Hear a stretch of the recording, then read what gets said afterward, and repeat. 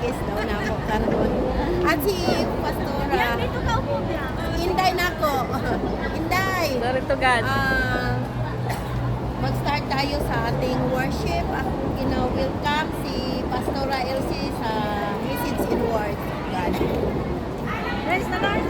Alain ka talaga. Hindi ka distant ito kaya wala to sa plans. Bago tayo magpatuloy, announcement po, baka makalimutan ko. Ako po ay uuwi sa 10. Oh! So, balik ako ng 28. Ang haba. So, ano yung... sige, pamaya. Mamaya ay ipinagkakatiwala ko muna for the meantime ang ating gawain. Tulong-tulong. Samahan po natin si Ate Marlene. And amen. Lahat po tayo ay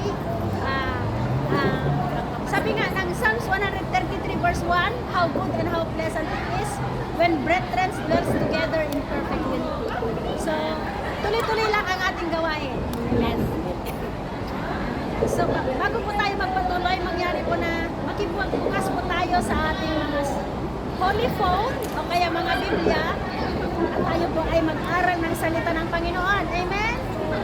Sabi nga niya sa kanyang salita, John 6:63, the word that I speak to you, they are spirit and they are life. So, ang salita ng Panginoon kung talaga ay nagbibigay buhay sa lahi ng tao. Praise the Lord. Amen. Ang ating pong susing talata ay magtatagpuan po sa aklat ng Filipos. Filipos 3. Umpisahan po natin mula 12 hanggang sa 21. Amen? Sundan nyo lamang po ako sa inyong mga mata. Ang sabi niya dito sa aklat ng mga taga-Filipos, hindi sa nakamtan ko na ang mga bagay na ito. Hindi rin sa ako'y ganap na. Ngunit sinisikap kong makamtan ang gantimpala sapagkat ito ang dahilan kung bakit ako'y tinawag ni Kristo Jesus. Sa 13, mga kapatid, hindi ko pinapalagay na nagamit ko na ito. Ngunit isang bagay na ang ginawa ko. Habang nililimot ko ang nakaraan at sinisikap kong makarating ang layuning nais kong makamtan, nagpupunyagi akong patungo sa hangganan. Amen? Upang makamtan ang gantimpala ng pagkatawag sa akin ng Diyos sa pamamagitan ni Kristo Jesus, ang buhay sa langit. Amen? Sa 15, ganyan dapat ang maging kaisipan nating mga matatag sa pananampalataya. Kung hindi ganito ang inyong pag-iisip, ipinapaunawa iyan sa inyo ng Diyos.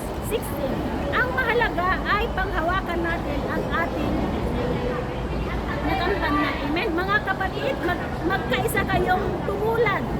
Sa halimbawa na pinakita ko sa inyo, pag-upulan din ninyo ng pansin ang lahat ng mga sumunod sa aming halimbawa. Sapagkat tulad ng madalas kong sinasabi sa inyo, noon ay ngayon, luha ang inuulit ko. Marami ang nabubuhay bilang mga kaaway ng Kristo, ng krus ni Kristo. Amen. Kapahamakan ang kahinat na nila sapagkat ang dinudiyos nila ay ang init ng kanilang katawan. Kinararangan nila ang mga bagay na dapat sana nilang ikahiya at wala silang iniisip kundi ang mga bagay na may kinalaman sa mundo. Subalit sa kabilang dako, tayo ay mga mamamayan sa langit. Mula roon, hinihintay natin may pananabik ang Panginoong Jesucristo, ang ating tagapagligtas, sa pamamagitan ng kapangyarihang ginamit niya sa pagpapasuko sa lahat ng bagay. Ang ating katawang may kahinaan at ay babaguhin niya upang maging katulad ng kanyang katawang maluwalhati. Ang Panginoon ang siyang magpala sa pagkabasa ng kanyang salita. Tayo po'y saglit na manalangin. Panginoon, maraming salamat, pinagpala mo ang salita mo. Hallelujah. Salamat sa iyong mga anak na patuloy na uhaw sa iyong buhay at makapangyarihang salita. Maraming salamat, Panginoon. Tunay nga na ikaw ang Diyos na dakila at ano ba't lahat ng pangalan sa langit, sa lupa, sa ilalim ng lupa ay luluhod sa iyong dakila at makapangyarihang pangalan. Bago ang lahat, Panginoon, nais namin humingi ng kapatawaran sa lahat ng aming mga kasalanan sapagkat sinabi mo sa iyong salita, if we confess our sin, He is faithful and just to forgive us and cleanse us from all our unrighteousness. Marami pong salamat. Precious Holy Spirit, we invite your presence to join with me. Ikaw ang aking great pastor, great teacher, that apart from you, I am nothing. ibaba mo ako sa pinakamababa, ikaw lamang ang may taas sa aking mga buhay. For it's not by might nor by power, but by your Spirit, Lord, whom I deliver your words once again today, in the mighty name of Jesus. Dalangin ko rin, Panginoon, na buksan mo ang spiritual eyes ng iyong mga anak, at maging ang kanilang spiritual ears, para marinig at makita namin ang salita mo sa umagang ito. Maraming salamat po, Panginoon. Ngayon pa lamang inaangkin na namin ng may katagumpayan ang aming pagbulay-bulayan patungkol po sa salita mo na pinamagatan namin magpapatuloy in the mighty name of Jesus. To God be the glory. In Jesus' name we pray. Amen.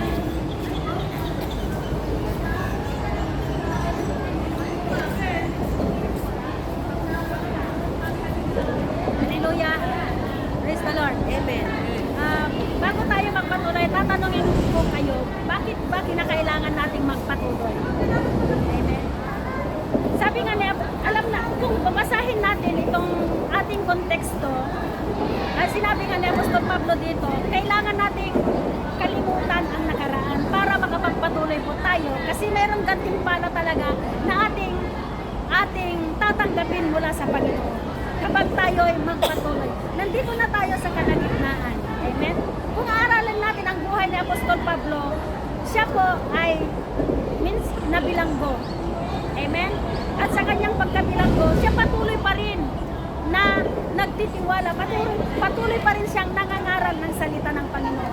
It's either nasa bilangguan siya, nasa labas siya, nagpapatuloy pa rin po siya. Amen? Kaya bilang mga mananampalataya, kinakailangan po natin ipagpatuloy kung ano ang inumpisahan ng Panginoon sa atin. Para tayo makapagpatuloy, sabi nga na Diyos doon sa kanyang salita, nililimot ang nakaraan. So, marami talaga tayong mga nakaraan sa buhay.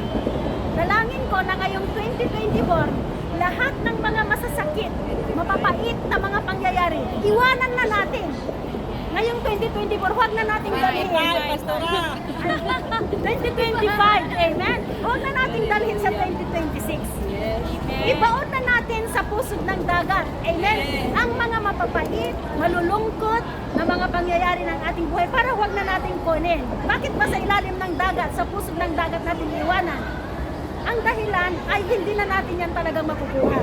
Kasi kung sa balon yan iiwanan, it's either pag nawala yung tubig sa balon, ay nandun na naman yung problema, kunin ko ulit. Amen? Ayan na, dala-dala mo ulit sa 2026. So para tayo makapagpatuloy, kalimutan na ng nakaraan. Sabi nga na Apostol Pablo, nililimot ko ang nakaraan and press on toward the goal. Yung ibang translation, inihalin tulad sa isang atleta. Amen? Tulad ni Beloved Claire, siya ay athlete. Siya? Basketball player. Ano ang ginagawa niya para manalo sa laban? Siyempre, nag-i-ensayo yan. Early in the morning, nakikita ko, nagpa-practice yan. Ganyan din po tayo bilang mananampalataya. Lagi tayong masipag. Kasi ang mga taong na kay Kristo, bawal po ang tamad. Sa umaga pa lang, lagi tayong nananalangin. Masipag tayong manalangin. Masipag pumunta sa gawain. Amen? Sabi dyan, yung share ko kaninang umaga, Hebrews 10:25, na huwag kaliligtaan ang pagdalo.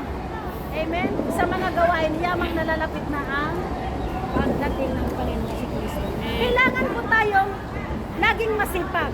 Masipag mananalangin, masipag pumunta sa gawain, at patuloy tayong binabago ng Panginoon araw-araw. Amen? We need to walk by faith. Ang labanan kasi ngayon ay pananampalataya. Now, ano po ba yung pananampalataya? According sa salita ng Panginoon, Hebrews 11:1, now faith is the evidence of things hoped for, is the substance of things hoped for, the evidence of things not seen. Hindi nakikita, pero inaasahan na mangyayari. Amen. Makakangtabi ko ba ang gantimpala na makapamuhay sa langit? Yes. Ang kailangan lamang natin ay, magpatuloy po tayo.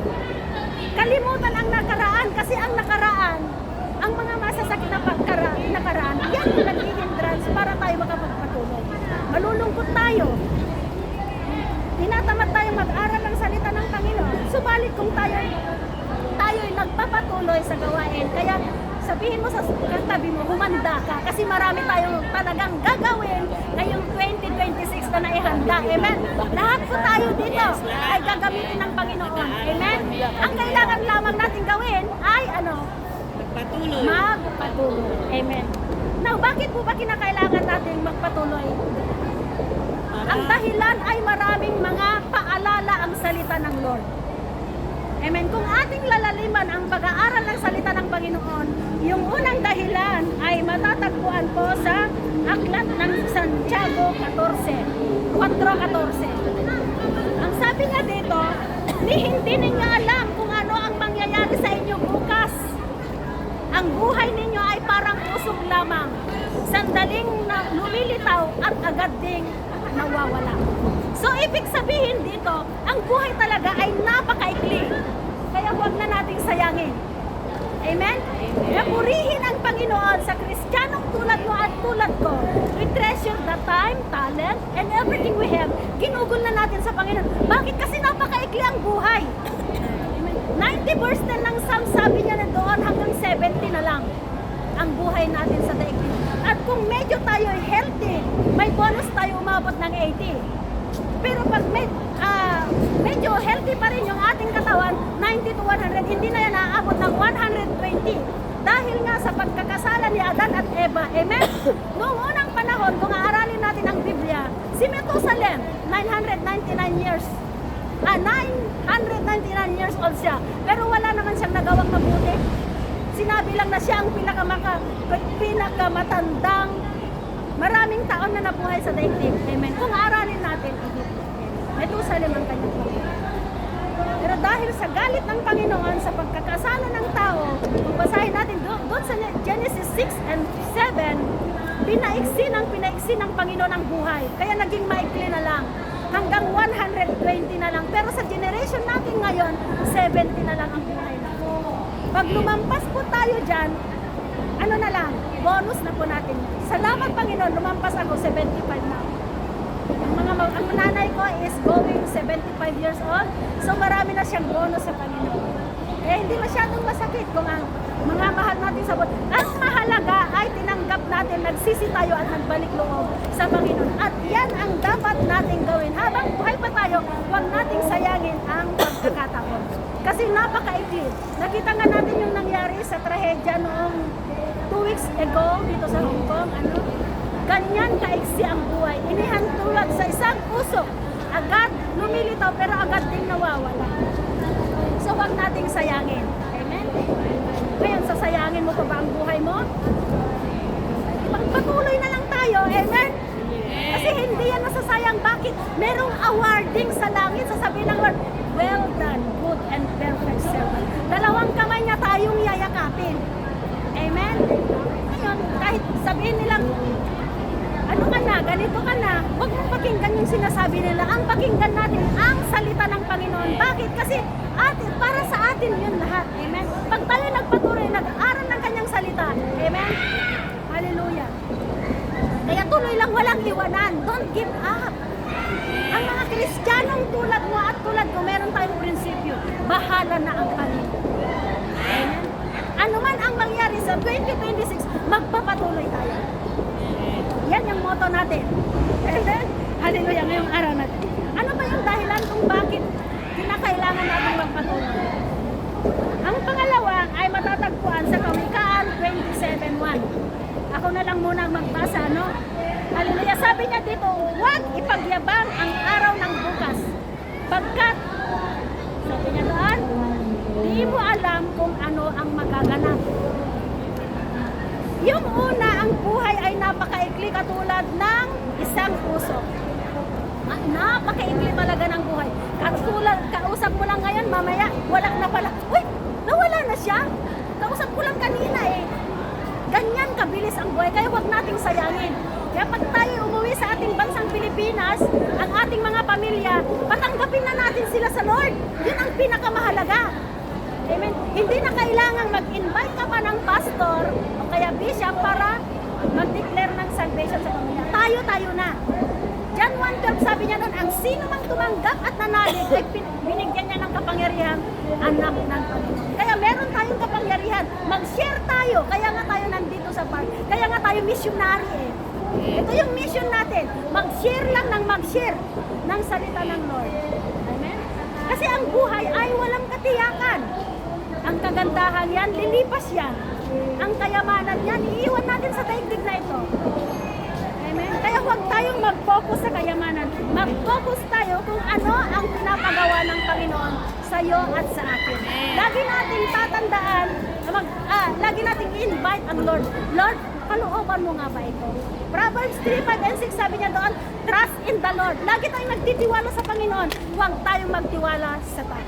Amen. Kahit sabihin nila, oh, hindi ka na pastor. Yung title lang dito lang sa daigdig yan. Yes. Iiwanan natin yan. Tayong lahat, pagdating natin sa langit, kung langit ang punta natin, magkita-kita, oy, gano'n na tayo. Amen? Wala nang lungkot doon. Di ba may kanta na, sa langit, wala nang lungkot, wala nang beer. Pero word yun, sorry. Sa langit Amen. wala ng beer. Wala nang lungkot sa langit. Amen? Hallelujah. Lagi tayong, huwag tayong umasa sa ating karunungan kasi sabi nga ng 14:12 ng Kawikaan na lagi kong naalala pagka ito yung pinag-uusapan, may daang tila matuwid sa paningin ng isang tao, subalit kamatayan ang dulo nito. Akala natin, akala ko kasi ganito tama.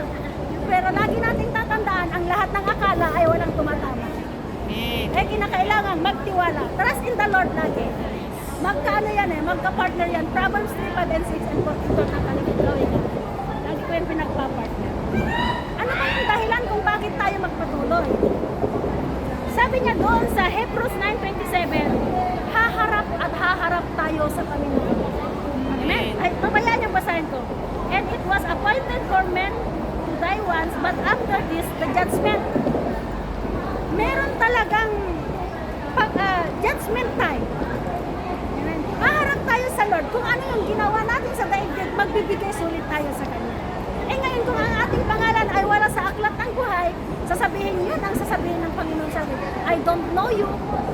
Hindi kita kilala. Turn away. Panginoon, di ba sabi ng Panginoon, nangaral naman kami. Amen? Hindi yung pangangaral ang gusto ng Panginoon. Ang gusto ng Panginoon, yung maging maayos tayo, magsisi tayo, sundin natin ang kanyang kalooban, at yan ang magdadala sa atin sa langit. Hindi yung accomplishment natin dito sa daigdig. Amen? Kahit magpagawa ka pa ng pinakamagandang simbahan, kung hindi naman maayos ang puso. Yes. Kaya kinakailangan habang may panahon pa, huwag na nating sayangin. Kasi isang araw, haharap at haharap tayo sa Lord. Meron isang kwento na nabasa ko. Saan ko ba nabasa yun? May isang namatayan. Ang sabi ng member ng church, Pastor, invite kita sa lamay ng aking kamag-anak para yung kanyang kaluluwa ay mapunta sa langit. Amen. Sabi naman ng pastor, pumunta naman ng pastor, bago ko pag-pray ang namatayan yung kamag-anak, isang katanungan lang ang tatanungin ko sa inyo. Kung ikaw ba ay mag-take ng board exam, kailan ka mananalangin? Siyempre, bago ka mag-take ng board exam para makapasa ka sa exam. Ngayon, ito ay patay na. Paano na natin siya? Ipapanalangin, ipatay na siya. Kaya ang kaligtasan talaga ay habang tayo buhay pa, habang tayo tanggapin ang Panginoon. And we are all saved by grace. Amen? Ephesians 2:6-8-9. Yan po, we are all saved by grace. Tingnan mo nga yung napako sa krus ng Kalbaryo, nakasama ng Panginoon sa Kristo. Siya din naman po ay makasalanan. Pero by the grace of God, inamin niya, ito lang naman yung nakakapagligtas sa atin. Yung aminin na tayo ay makasalanan. Romans 3:10, sabi niya, nasusulat, walang matuwid, wala kahit isa. Lahat tayo ay makasalanan. Ang tanging gawin lang natin ay magsisi, aminin na tayo ay makasalanan. At kapag inamin natin yan, we are all saved by grace. Pagharap natin sa Panginoon, mangyari yung Hebrews 9:27, haharap tayo, sasabihin niya, well done, welcome to the family of God. Ito yung reward natin sa langit.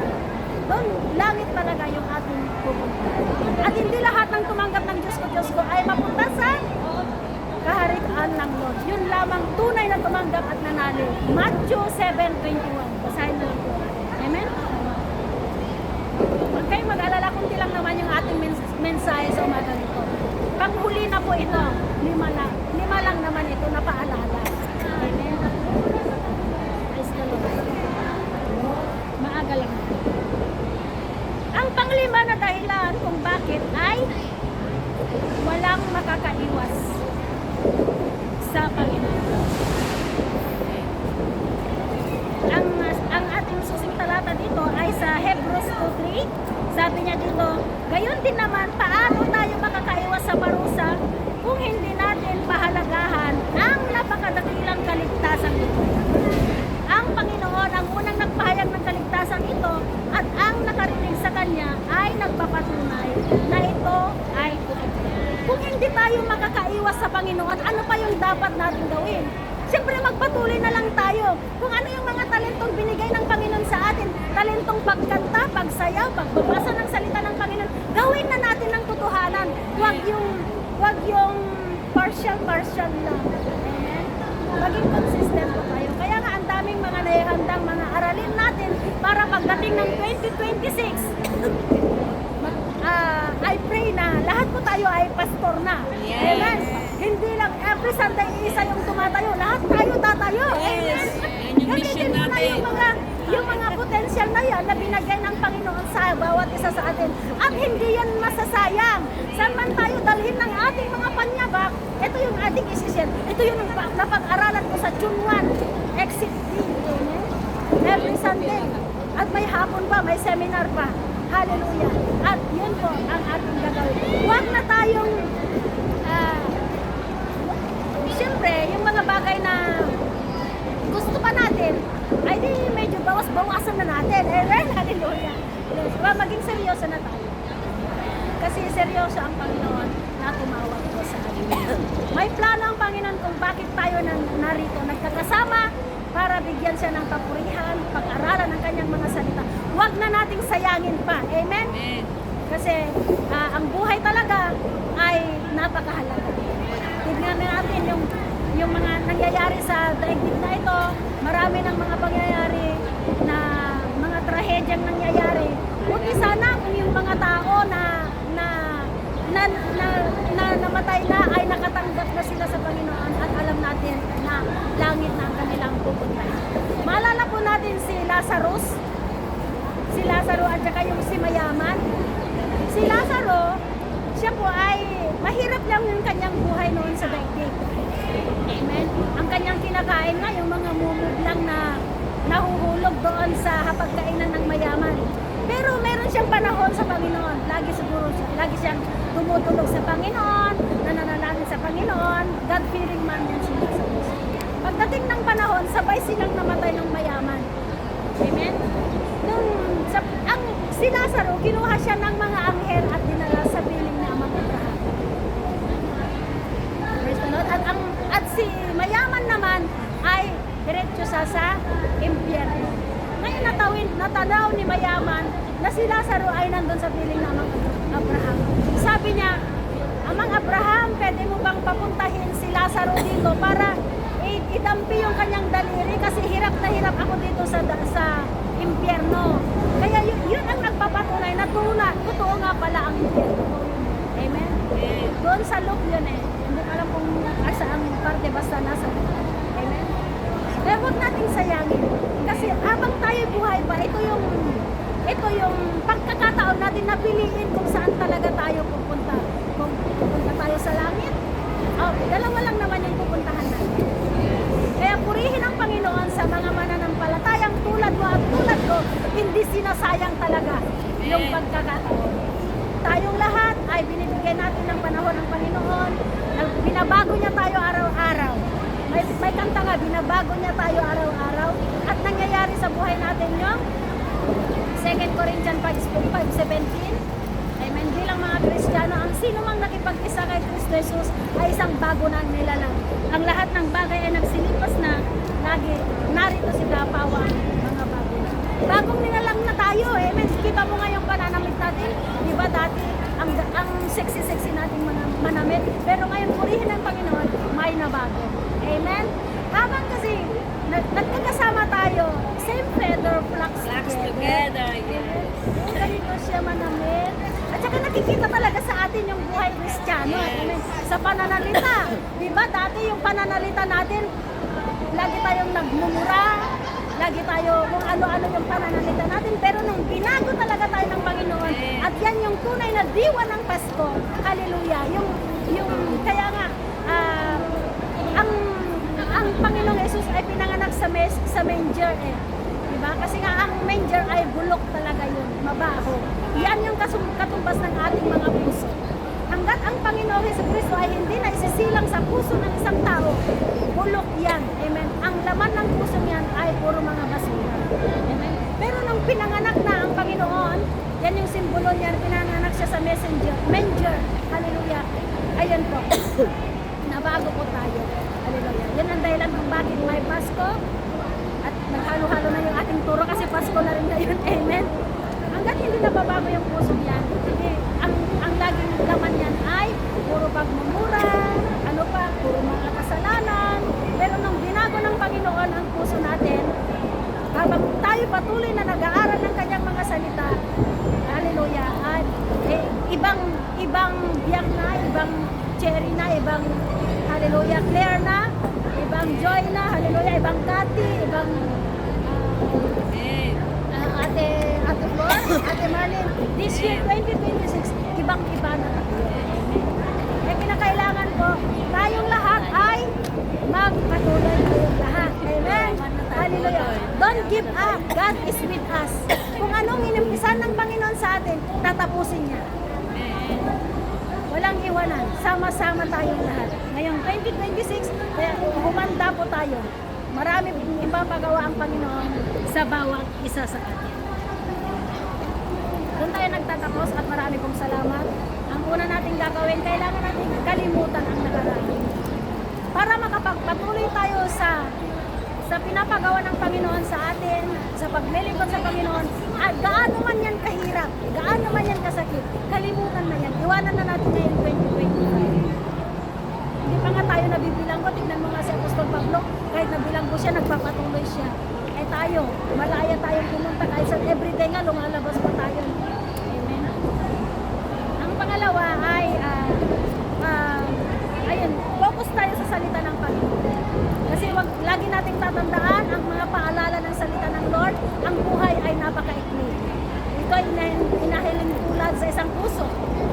Amen. Agad lumilitaw, pero agad din nawala. Nakakita na ba tayo ng usok? Siyempre, oo. Ayan, hindi naman nagtatagal yung usok ng 5 oras. Ganyan kabilis ang buhay, kaya huwag na nating sayangin. Pangaral na natin ang salita ng Lord. John 1, ang sino mang tumanggap at nanalig ay binigyan na ng kapangyarihang maging anak ng Lord. Tayong lahat, pastor ka man o hindi ka pastor, meron kang kapangyarihang magpahayag ng salita ng Panginoon. Ang pangalawa, ang buhay ay walang katiyakan. Kaya huwag nating ipagyabang kung anong meron tayo. Ang ating kagandahan ay lilipas yan. Ang ating kayamanan dito lang sa daigdig na ito, iiwanan natin yan. Anong sabi ni Job? Hubad akong lumabas sa bahay bata ng aking ina at hubad akong babalik sa lupa. Lahat ng mga meron tayo ay hindi natin madadala sa langit. Meron ng kwento, pasensya na kayo, magkwento muna ako. Na kilala nyo si Alexander the Great? Siya yung pinakamayaman. Kilala siya sa buong daigdig kasi mayaman nga siya. Nung dumating yung time na siya ay maramdaman na niyang malapit na siya sa finish line, nagbilin siya sa kanyang katiwala. Galing ko na ito kasi hindi na ako magbabasa. Amen. Sabi niya, katiwala, halika. Meron akong ipagbibilin sa iyo kasi ako ay malapit ng kunin ng Panginoon. Amen. 3 bilin ang iiwanan ko sa iyo. Ano po iyon, amo? Sabi ng katiwala. Gusto ko kapag ako'y namatay na, magpagawa ka ng kabaon ko. Simple lang. Pero yung kabaon na yon, butasan mo sa magkabilang gilid. Tapos, pag ako'y namatay na, ilabas mo yung 2 kong kamay sa kabaon ko para kitang-kita yung mga kamay ko habang ako'y binubugo. Ang pangalawa kong bilin sa'yo, i-withdraw mo lahat ng mga kayamanan ko, ilabas mo lahat. Pati mga ari-arian ko, ipagbenta mo lahat. Ipunin mo yung aking pera at dalhin mo sa buhay ko. At kapag ako'y ilalabas na, lahat ng perang naipon mo, ikalat mo sa daan hanggang sa libingan ko. Yan ang sabi niya. At ang pangatlo, sabi niya, invite mo yung pinakamahusay kong manggagamot, yung mga nurse, yung mga doktor. Dalhin mo silang lahat sa burol ko. Amen? Ngayon, sabi nung katiwala, amo, parang nakakatakot naman yung mga bilin mo. Sabi niya gano'n. Bakit naman yung una ay ilabas ko yung mga kamay mo sa kabaon mo? Siyempre, parang nakakatakot nga. Meron na ba kayong nakitang namatay na nakalabas ang mga kamay? Wala pa. Sabi ni Alexander the Great, gusto kong ilabas mo yung aking mga kamay para ipakita ko sa mga tao na lahat ng meron tayo ay hindi natin madadala. Amen? Ang pangalawa, bakit naman yung mga kayamanan mo ay ikalat ko sa daan hanggang sa burol mo? Gusto kong ganyan ang gawin mo para sabihin sa lahat ng tao sa daigdig na ito na lahat ng meron tayo ay iiwanan natin sa daigdig na ito. Hindi natin madadala sa langit yan. Amen. Amen? Praise the Lord. At ang pangatlo, bakit naman yung pangatlo ay yung mga manggagamot ay dalhin ko?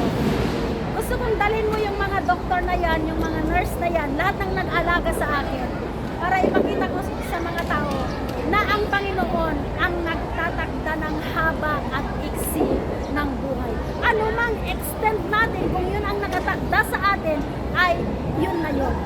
Amen? Kaya, ayun po. Huwag natin sayangin ang buhay na ito. Meron at merong pinapagawa ang Panginoon sa iyo at sa akin.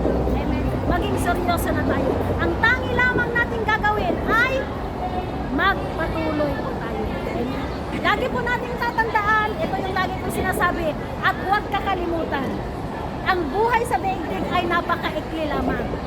Ang kasalanan ay pahamak po talaga yan. Subalit, ang nagawa natin sa Panginoon ay mananatili magpakailanman. Huwag po tayong magsasawa sa paggawa ng mabuti. Yamang ito ay hindi babalik sa atin ng walang kabuluhan.